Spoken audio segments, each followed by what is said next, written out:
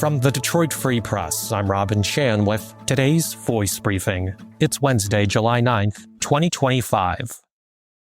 For the Detroit Free Press, I'm Jackie Charniga. This week, I covered how General Motors is breathing new life into the fleet of vehicles once used by its robotaxi venture, Cruise. The company confirmed for the Free Press that GM is testing a new advanced driver assist platform using a limited number of Chevrolet Bolts on select highways in Michigan, Texas, and the San Francisco Bay Area. Though these were once Cruise vehicles, they do not function at the same level of autonomy, GM said. Instead, the new platform builds on some Cruise tech and combines features used in its advanced driver assist system called Super Cruise. The internal testing is being conducted using trained drivers, GM also said. The drives are for simulation purposes and do not involve public passengers. GM decided to shutter its robotaxi venture last December, saying it planned to invest in advancing technology in vehicles intended for personal ownership instead. For more information, visit freep.com.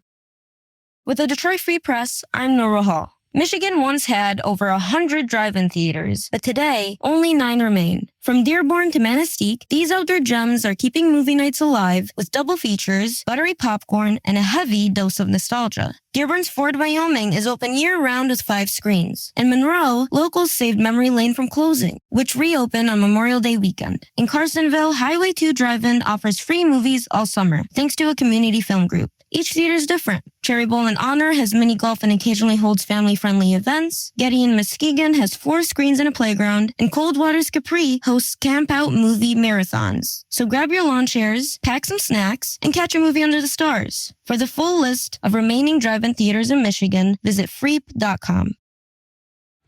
Hey everybody, this is Evan Petzold, the Detroit Tigers beat writer for the Detroit Free Press. On this week's episode of our podcast, Days of Roar, we talked to Bobby Scales, the radio analyst for the Detroit Tigers, and Scott Bentley, the host of the Locked On Tigers podcast. Here's a quick snippet of our conversation. And I mean, you'd like to see an Alex Bregman type on this team, right? Like that would be the difference maker, right? And it was the difference maker all offseason, and obviously didn't go the Tigers' way.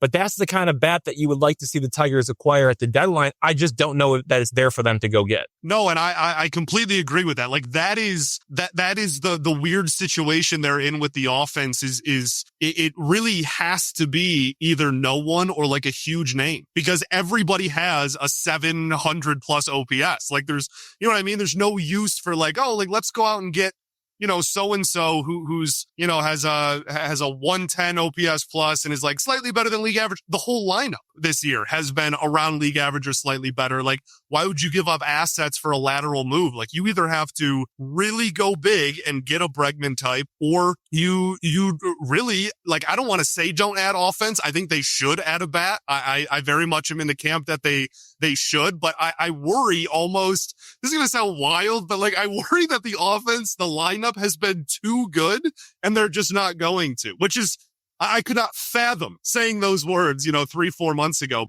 You can hear that full conversation in this week's episode of Days of Roar, which is available wherever you listen to podcasts. And as always, you can find our latest coverage on freep.com/sports. Find more from the Detroit Free Press on freep.com. That's freep.com. Thank you for listening, and you'll hear more from us tomorrow.